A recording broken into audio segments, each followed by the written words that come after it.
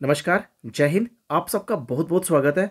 अगर आप J&K UT government employee हैं तो आप एम्प्लॉय परफॉर्मेंस मॉनिटरिंग पोर्टल के बारे में बिल्कुल जानते होंगे। इससे पिछली वीडियो में मैं आपको बता चुका हूं कि हर एक एम्प्लॉय को एम्प्लॉय परफॉर्मेंस मॉनिटरिंग पोर्टल पे अपने आप को रजिस्टर्ड करना होगा।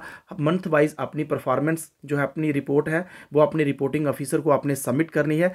कैसे आप अपने आप को रजिस्टर्ड कर सकते हैं, लॉगिन कैसे करना है और अपनी रिपोर्ट को आपने कैसे सबमिट करना है, हम इसके ऊपर ऑलरेडी बात कर चुके हैं। आपकी हर प्रकार की क्वेरीज के आंसर देने से पहले हम जहां पे इस डैशबोर्ड पे जो मेन समरी है उसे जान लेते हैं। तो जहां पे आप देख सकते हैं नंबर ऑफ रजिस्टर्ड एम्प्लॉय, अभी तक 4 to 5 लाख जो अप्रोक्सीमेट जे.एंड.के यूटी में गवर्नमेंट एम्प्लॉय हैं, उनमें से 1,04,791 गवर्नमेंट एम्प्लॉय ने अभी तक अपने आप को रजिस्टर्ड किया है जब मैं रिकॉर्ड कर रहा हूं इस वीडियो को। तो जहां पे आप देख सकते हैं रिपोर्ट्स सबमिट, जिन्होंने फरवरी मंथ की रिपोर्ट अपनी सबमिट कर दी है, उनका आंकड़ा आप जहां पे देखेंगे 14,598।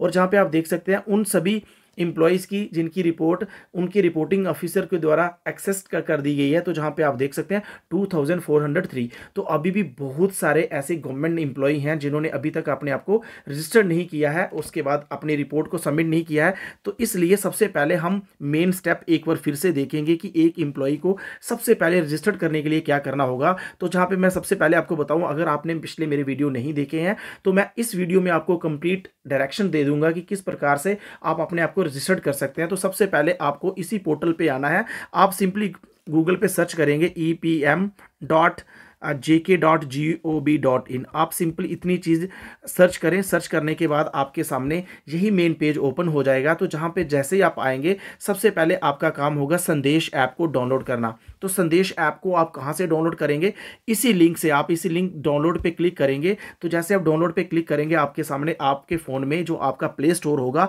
वो जहाँ पे ओपन हो जाएगा। तो जहाँ पे आप देख सकते हैं संदेश ऐप। जैसे ही संदेश ऐप डाउनलोड हो जाएगी, इसके बाद आपने डाउनलोड करने के बाद ओपन क्लिक कर देना है। जैसे ओपन पे क्लिक करेंगे तो इस प्रकार से आपके सामने डैशबोर्ड ओपन हो जाएगा। तो जहाँ पे सबसे पहले आपको मोबाइल नंबर पूछा जाएगा, आपने जहाँ पे वही मोबाइल नंबर एंटर करना है जो मोबाइल नंबर आपका सीपीएस आईडी के साथ लिंक है। अब आपको कैसे पता चलेगा कि आपका कौन सा नंबर सीपीएस आईडी के साथ लिंक है? अभी आपने हाल ही में अपनी प्रॉपर्टी रिटर्न फिल की है तो आपको ओटीपी आया होगा। जिस नंबर पे आपको प्रॉपर्टी रिटर्न का ओटीपी आया होगा वही नंबर आपका सीपीएस का साथ रजिस्टर्ड है। इन केस अगर आप कोई और नंबर से जहाँ पे लॉगिन कर देते हैं तो आप लॉगिन तो कर पाएंगे, लेकिन संदेश ऐप पे जो आपको एक ओटीपी आना है ना, वो ओटीपी आपको नहीं आएगा, जिसके कारण आप रजिस्ट्रेशन नहीं कर पाएंगे। इसलिए आपने संदेश ऐप में उसी नंबर से आपने रजिस्टर्ड करना है। फॉर इंस्टेंस जहाँ पे आप देख सकते हैं, मैं जहाँ पे कोई भी नंबर से अगर जहाँ पे रजिस्टर्ड करना चाहूँ तो मैं कोई भी नंबर जहाँ पे डाल सकता हूँ और आप उसमें लॉगिन भी कर जाएंगे, लेकिन उस पर एक ओटीपी नहीं आएगा, जो आपका सर्विस डिटेल्स यहाँ पे सिंक्रोनाइज नहीं होंगी। तो जहाँ पे आप देखेंगे, जैसे मैं गेट ओटीपी पे क्लिक करूंगा, मेरे इस नंबर पे ओटीपी आ जाएगा। तो आपने ओटीपी को यहाँ पे फिल कर देना है। ऑप्शन से बाहर आएंगे, इसका मतलब क्या हुआ कि अब आपने संदेश ऐप को अपने फ़ोन में इंस्टॉल कर लिया है और उसी नंबर से, जो सीपीएस नंबर के साथ आपका नंबर लिंक है, उससे आपने अपने आप को संदेश ऐप पे रजिस्टर्ड भी कर दिया है। अब नेक्स्ट यहाँ पे स्टेप जो रहने वाला है, इसके बाद आपने नेक्स्ट स्टेप में क्या करना है, जहाँ पे आप देख सकते हैं यहाँ पे आपको मिल जाएगा ऑप्शन रजिस्टर्ड / साइन इन। तो जहाँ पे आपने इस पर क्लिक कर देना है। जैसे आप इस पर क्लिक करेंगे तो जहाँ पे आप न्यू यूज़र हैं, अभी अभी आपने संदेश ऐप को डाउनलोड करके अपने आप को रजिस्टर्ड किया है, फिर भी आपने जहाँ पे न्यू यूज़र पे क्लिक कर देना है। जैसे आप न्यू यूज़र पे क्लिक करेंगे, सबसे पहले आप यहाँ पे क्या करेंगे, जहाँ पे आप देखिए, जहाँ पे हर एक एम्प्लॉय को बोला जाएगा अपनी सीपीएस आईडी आपने जहाँ पे एंटर करनी है। जैसे आप अपना सीपीएस आईडी जहाँ पे एंटर करेंगे और गेट डिटेल पे क्लिक करेंगे ना, तो आपकी सारी डिटेल आ जाएगी। आपके रिपोर्टिंग ऑफिसर की डिटेल आ जाएगी कि आपका रिपोर्टिंग ऑफिसर कौन है। जैसे आपकी डिटेल आ जाती है ना, डिटेल आने के बाद फिर आपने क्या क्या करना है, वहाँ पे एक सेंड ओटीपी का ऑप्शन आएगा, आपने सेंड ओटीपी के ऑप्शन पे क्लिक कर देना है। आपकी संदेश ऐप में एक ओटीपी जाएगा। अब आपका जो ओटीपी होगा वो आपके फ़ोन के इनबॉक्स में नहीं आएगा, संदेश ऐप पे आएगा। जैसे ओटीपी आएगा ना, ओटीपी एंटर करने के बाद वहीं पे उसी टैब पे आपको एक ऑप्शन मिलेगा क्रिएट पासवर्ड। तो आपने अपना सिंपल एक पासवर्ड क्रिएट कर लेना है। बस आपका जब पासवर्ड क्रिएट हो जाएगा, नेक्स्ट स्टेप क्या रहेगा, आपने उस पेज को क्लोज कर देना है। आपने इसी पेज पे आ जाना है जो आपका साइन इन पेज है। जैसे आप साइन इन पेज पे आएंगे, अपना CPS ID आपने यूज़र नेम की जगह एंटर करना है। जो पासवर्ड अभी आपने क्रिएट किया उस पासवर्ड को आपने जहाँ पे एंटर करना है।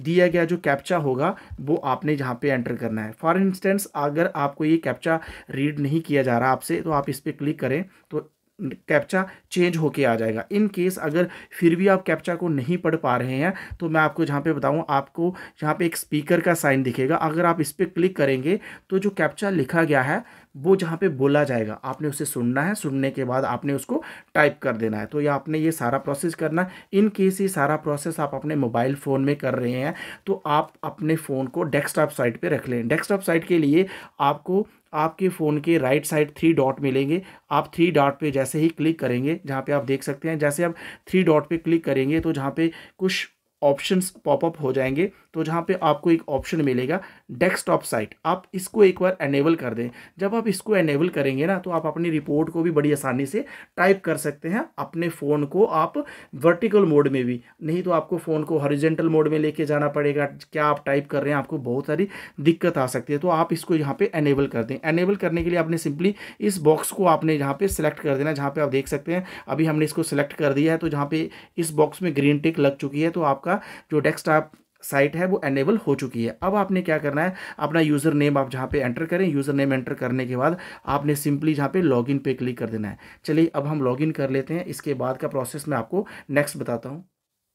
नेक्स्ट आप जहाँ पे देख सकते हैं, जैसे मैं लॉगिन करने की कोशिश कर रहा हूँ तो मेरे सामने एक टैब ओपन हो रही है, we will back soon, sorry for inconvenience. अगर इसी तरह की प्रॉब्लम आपको भी फेस हो रही है तो आपने घबराना नहीं है। अचानक से इतने सारे यूज़र इस वेबसाइट पे आने से साइट क्रैश हो गई है, जिसकी अभी मेंटेनेंस हो रही है। जैसे ही ये साइट मेंटेन हो जाएगी तो फिर से आप इस साइट को एक्सेस कर सकते हैं। मैं आपको सारी जितनी भी क्वायरीज थी वो मैं आपको लाइव डेमो दे के बताने वाला था, लेकिन मैं इसको आगे नहीं जा पा रहा हूँ। इसलिए जितनी भी आपकी क्वायरीज हैं उनके आंसर मैं आपको यहीं पे देने वाला हूँ। सबसे पहले आपका नंबर, आपके CPS के साथ कौन सा नंबर रजिस्टर्ड है, तो उसके लिए आप अपने DDO के डीलिंग असिस्टेंट से पूछ सकते हैं कि सर मेरा कौन सा नंबर मेरे CPS ID के साथ रजिस्टर्ड है। आप उनसे भी पता कर सकते हैं। इसके बाद कुछ लोगों ने पूछा है कि संदेश ऐप को एक बार हम जब रजिस्टर्ड कर लेंगे उसके बाद उस पर OTP आ जाएगा। हमने सक्सेसफुली अपने क्रेडेंशियल क्रिएट कर लिए, अपना यूज़र नेम पासवर्ड क्रिएट कर लिया। इसके बाद संदेश ऐप का कोई काम है तो आप उसे एज ए व्हाट्सएप की तरह यूज़ कर सकते हो, अदरवाइज़ उसका और कोई काम नहीं है। एक बार जो OTP आना था आपका वो उस पर आ चुका है और आपने अपनी क्रेडेंशियल्स जब कर लिए हैं, आप उसके बाद संदेश ऐप को अनइंस्टॉल भी कर सकते हैं। अब उसका और कोई काम नहीं है, सिर्फ OTP के लिए ही उसे इंस्टॉल किया जाएगा। नेक्स्ट जहाँ पे पूछा गया है कि कई बार क्या होता है कि आपको क्रिएट पासवर्ड का ऑप्शन नहीं आ रहा है, तो आपने अपने फ़ोन, अगर आप फ़ोन में कर रहे हैं तो उसको डेस्कटॉप साइट पे ले जाएं। तो जैसे आप डेस्कटॉप साइट पे उसको सेटिंग कर देंगे तो उसके बाद सारे ऑप्शंस आपके सामने एनेबल हो जाएंगे और वहाँ पे ऑप्शन होता है, जैसे आप संदेश ऐप से OTP वहाँ पे एंटर करते हैं तो उसी समय वहाँ पे एक छोटा सा बॉक्स बना होता है जहाँ पे आपने अपने पासवर्ड को क्रिएट करना होता है। नेक्स्ट क्वेश्चन में आपने पूछा है कि क्या हम अपने रिपोर्टिंग ऑफिसर को चेंज कर सकते हैं। बिल्कुल कर सकते हैं। आपने क्या करना है, जहाँ भी जैसे ही आप लॉगिन करेंगे, लॉगिन करने के बाद आपका प्रोफाइल ऊपर आएगा और रिपोर्टिंग ऑफिसर का प्रोफाइल आपके नीचे आ जाएगा, आपके प्रोफाइल के नीचे। तो वहाँ पे एक सिंपल बॉक्स बना होगा जहाँ पे आपने अपने रिपोर्टिंग ऑफिसर की CPS ID एंटर करनी है। तो आप जो भी अपना रिपोर्टिंग ऑफिसर रखना चाहते हैं, आपने उसकी CPS ID आपके पास होनी चाहिए। जैसे आप अपने CPS ID अपने रिपोर्टिंग ऑफिसर की उसमें एंटर करने के बाद अपडेट पे क्लिक करेंगे तो आपका रिपोर्टिंग ऑफिसर उसी समय चेंज हो जाएगा। नेक्स्ट आपने अपनी रिपोर्ट को सबमिट करने से पहले जो आपका न्यू रिपोर्टिंग ऑफिसर है उसको आपने एक रिक्वेस्ट सेंड करनी है ताकि वो आपकी रिक्वेस्ट को एक्सेप्ट करे। जैसे ही आपका रिपोर्टिंग ऑफिसर आपकी रिक्वेस्ट को एक्सेप्ट करेगा तभी आप अपनी रिपोर्ट को सबमिट कर पाएंगे। जहाँ पे बहुत सारे ऐसे टीचर्स, बहुत सारे ऐसे एम्प्लॉई जिनकी यहाँ पे कमेंट्स आ रहे हैं, सर जैसे ही मैंने अपनी रिपोर्ट को सबमिट किया, सर रिपोर्ट को सबमिट करने के बाद वो सारा जितना भी मैंने वहाँ पे टाइप किया था वो सारा खाली हो गया और मेरी रिपोर्ट भी सबमिट नहीं हुई। जब तक आपकी रिक्वेस्ट, पहले तो आपने अपने रिपोर्टिंग ऑफिसर की डिटेल को फेच करना है। जैसे आप उसकी रिपोर्ट को फेच कर लेंगे, फेच करने के बाद आपने वहाँ पे एक ऑप्शन आता है सेंड रिक्वेस्ट, आपने सेंड रिक्वेस्ट करनी है। जैसे ही आपके रिपोर्टिंग ऑफिसर आपकी रिक्वेस्ट को एक्सेप्ट कर लेंगे, एक्सेप्ट करने के बाद ही आपने अपनी रिपोर्ट को वहाँ पे टाइप करना है और सबमिट पे क्लिक करना है। अगर आपकी रिक्वेस्ट को एक्सेप्ट नहीं किया गया है और आप अपनी रिपोर्ट को टाइप करके सबमिट करने की कोशिश करेंगे, वो आगे ही नहीं जाएगी। तो आपने इस बात का खास ख्याल रखना है। जैसे ही आप अपने रिपोर्टिंग ऑफिसर को रिक्वेस्ट सेंड करते हैं, आप इमीडिएटली फ़ोन करें, फ़ोन करके उनके डीलिंग असिस्टेंट या रिपोर्टिंग ऑफिसर को इन्फॉर्म करें कि मैंने सर आपको रिक्वेस्ट सेंड कर दी है, काइंडली मेरी रिक्वेस्ट को एक्सेप्ट करें। जो भी आपका रिपोर्टिंग ऑफिसर है, आप उसको उसका सीपीएस नंबर एंटर करके उसको रिक्वेस्ट सेंड कर सकते हैं और टेलीफोनिकली बता सकते हैं कि सर मैं आपको रिपोर्ट सेंड करूंगा, तो आप काइंडली मेरी रिक्वेस्ट को एक्सेप्ट करें। तो ये सिंपल इतना सा प्रोसेस है, आप अपने रिपोर्टिंग ऑफिसर को चेंज कर सकते हैं। बहुत सारे ऐसे कमेंट्स आए हैं कि मैंने वॉलेंटरली अपनी जनवरी मंथ की जो रिपोर्ट है वो सेंड कर दी है, मेरे रिपोर्टिंग ऑफिसर अब चेंज हो गए हैं। तो आपने जो रिपोर्ट सेंड की है, आप उसकी कॉपी जो आपके पास है, आप अपने प्रोफाइल से उसे डाउनलोड भी कर सकते हैं। जैसी रिपोर्ट आपने सेंड की है वैसी आप टाइप करके अपने दूसरे जो भी आपका रिपोर्टिंग ऑफिसर है उसका सीपीएस नंबर एंटर करने के बाद एक बार फिर से आप अपने दूसरे रिपोर्टिंग ऑफिसर को भी अपनी डिटेल सेंड कर दें, तो इसमें कोई इशू नहीं है। नेक्स्ट जहाँ पे बोला जा रहा है कि हम अपने रिपोर्टिंग ऑफिसर को कैसे चेंज कर सकते हैं, वो मैंने आपको बता दिया। नहीं तो अगर ओपन होता तो मैं लाइव आपको जहाँ पे बता देता। नेक्स्ट जहाँ पे बोला गया कि रिपोर्टिंग ऑफिसर अपने सबऑर्डिनेट्स की रिपोर्ट्स को कैसे चेक करेगा। अब मैं आगे नहीं जा पा रहा हूँ। जैसे ही ये सिस्टम जो मेंटेन हो जाता है, नेक्स्ट मैं आपको बताऊँगा कि एज ए रिपोर्टिंग ऑफिसर के पास जो रिक्वेस्ट आती हैं अपने सबऑर्डिनेट्स की, आप उन्हें कैसे एक्सेप्ट या रिजेक्ट कर सकते हैं। एक बात। नंबर 2 जहाँ पे बोला जा रहा है कि कुछ ऐसे एम्प्लॉई हैं जिन्होंने जल्दबाजी में अपनी रिपोर्ट को सेंड कर दिया और वो सबमिट भी हो गई है।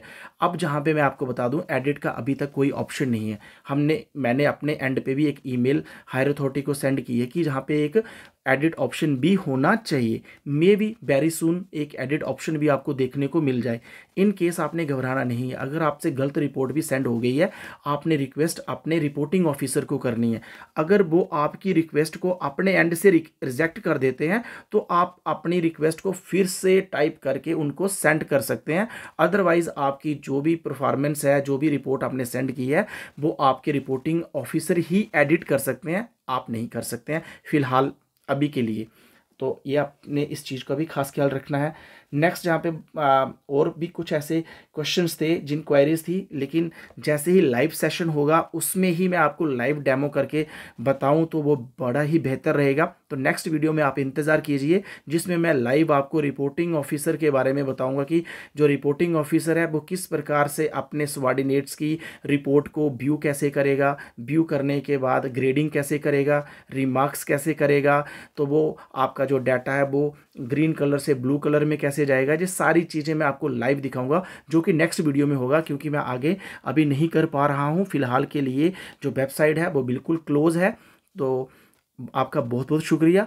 अगर अभी भी आपके मन में कोई भी क्वेरी है, आप मेरे वीडियो के कमेंट बॉक्स में कमेंट कर सकते हैं। कुछ ऐसे कमेंट थे जो कि विंटर जोन से आए थे, वो बोलते हैं कि हमारा स्कूल तो फरवरी तक क्लोज था, तो हम अपनी क्या रिपोर्ट दें। तो आप अपनी ऑनलाइन जो भी आप टीचिंग कर रहे हैं, जो भी आपने आपको ड्यूटीज़ असाइन की गई हैं, आपने ब्रीफ डिस्क्रिप्शन उसकी देनी है सिंपली, और बता दें कि हमारे जो स्कूल हैं वो अभी विंटर वेकेशन चल रही है तो स्कूल क्लोज है। तो सिंपल आप इतने बता दें, कोई इसमें ज़्यादा घबराने वाली बात नहीं है। तो जो भी आपने टास्क किया हुआ है ड्यूरिंग हॉलीडेज़, वो भी आप जब वहाँ पे एलेबोरेट कर सकते हैं। एलेबोरेट करने के बाद आप उसको सबमिट कर सकते हैं।